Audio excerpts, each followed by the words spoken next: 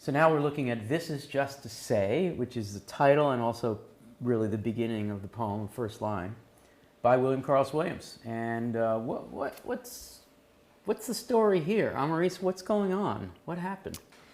Well, Williams was a very inconsiderate husband and decided to How do we know he's a selfishly- husband?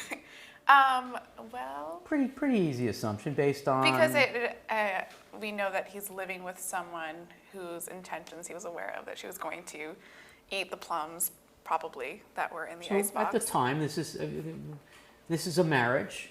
Is it a new marriage in the honeymoon glow? No, they clearly have a routine going since he knows what she eats for breakfast, he knows her habits and preferences, Why would he and knows that she'll forgive him.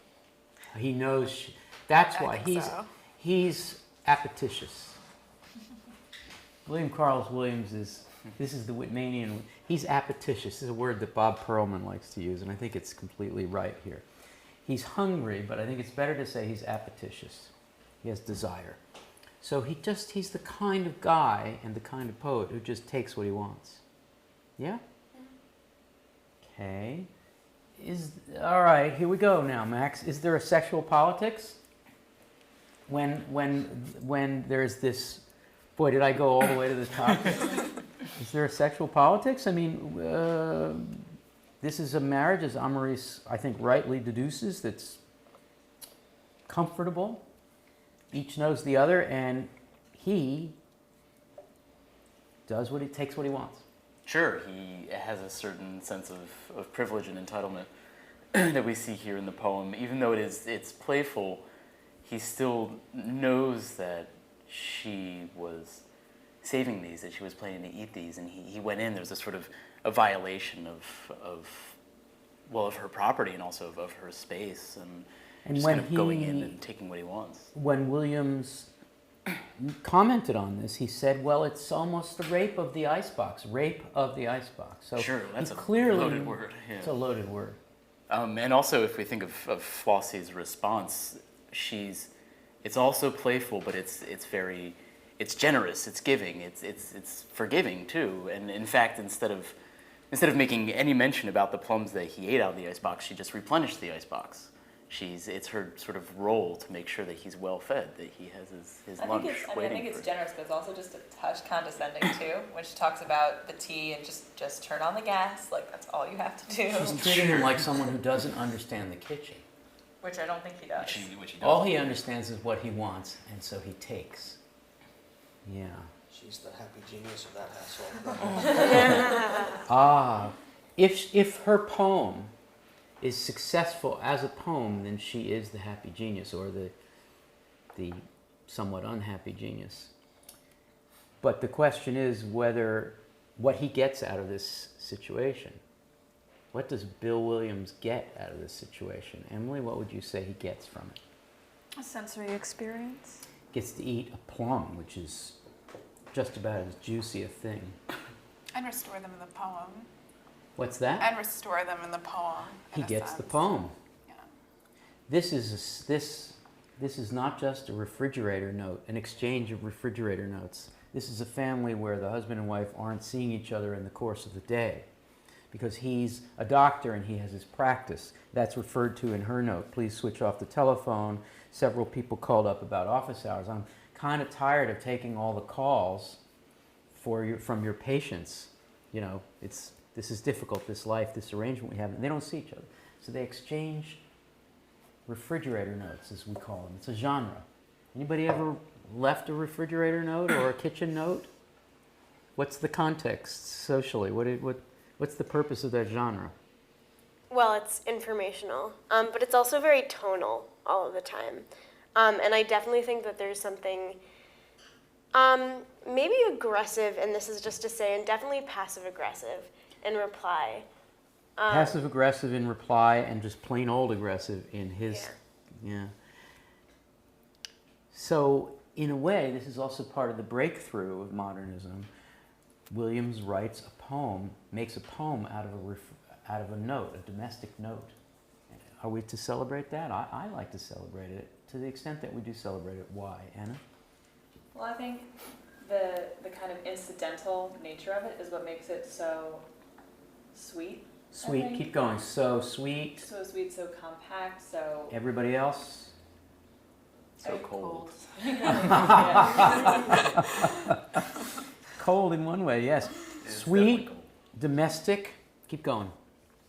Quotidian, everyday, Quotidian. ordinary. I mean, this is the great thing about Williams and his colleagues at this point. They're taking, this never would have been a poem in the High Victorian period. We needed grand subjects. And certainly domesticity down to this level, and intimacy, the sexual politics of a marriage well on, that kind of a comfort level that creates this kind of tension that doesn't get confronted. You can think about this refrigerator note as kind of a ready-made, if you think about like in the Duchampian sense. Take the refrigerator note and put it in the museum and say, that's art. It's just as audacious, almost. Yeah. There's also something about, this is playing off of almost an epistolary tradition, especially if we think of the response, and we think of the epistolary mode as letters between lovers, and this is sort of a reduction, almost, somebody said earlier, quotidian, domestic version of that.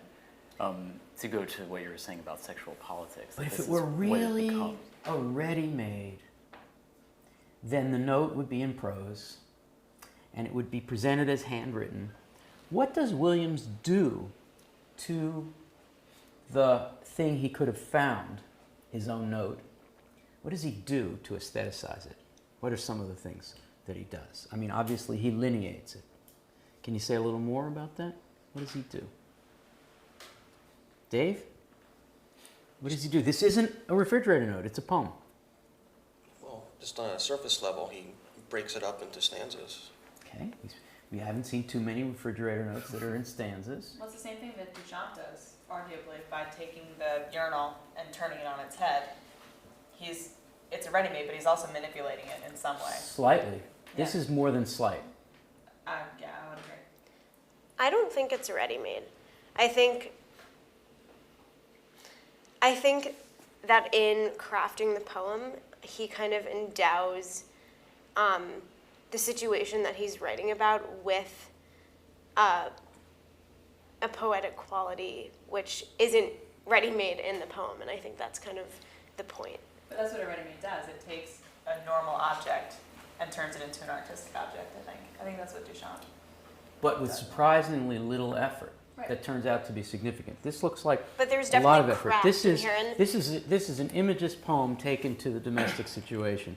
You know, again, a little like the Poundian situation. I've got plums. I've got you. And what do?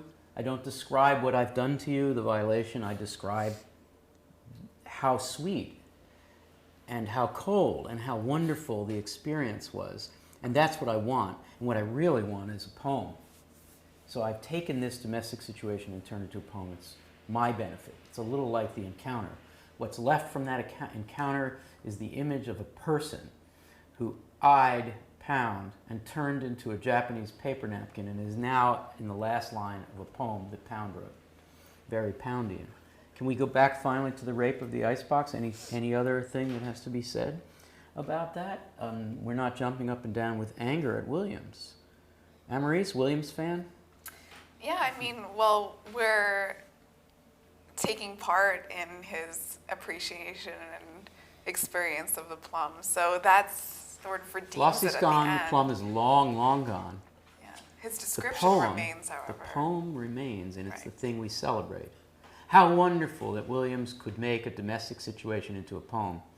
He gets all the credit for it. No problem with that, because we do believe in art's quasi-eternal offering to us, Emily? No, but he still stole the plums, didn't he? I'm just a little bit hung up on this. There just seems a sort of, dare I say, a kind of narcissism in taking his own sort of unfiltered and maybe very minimally treated experience and saying this is art and appreciate it as such. And it gives me a type of ability to transgress that, he might not have otherwise had. So in a domestic situation, one, the husband can take the wife's plum, the wife can take the husband's plum. But when you render it into a poem, the husband who's a poet can make it a poem that is anthologized forever.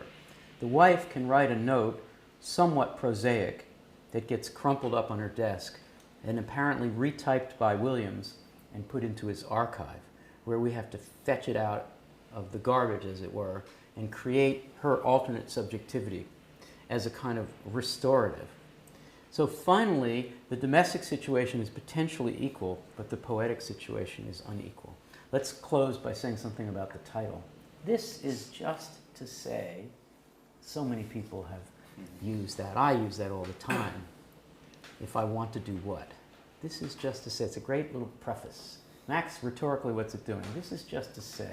It's establishing the occasion for his speech, for his utterances. And what kind of occasion? A grand occasion for heroism? No, not at all. It's just opening up that little space where he can just say it. And not make a big deal out of it, even though he's done something terrible. And I think it keeps it about him instead of saying "Dear Flossie" as the title or "To My Wife." Yes. You have this, meaning this poem, and then you have say.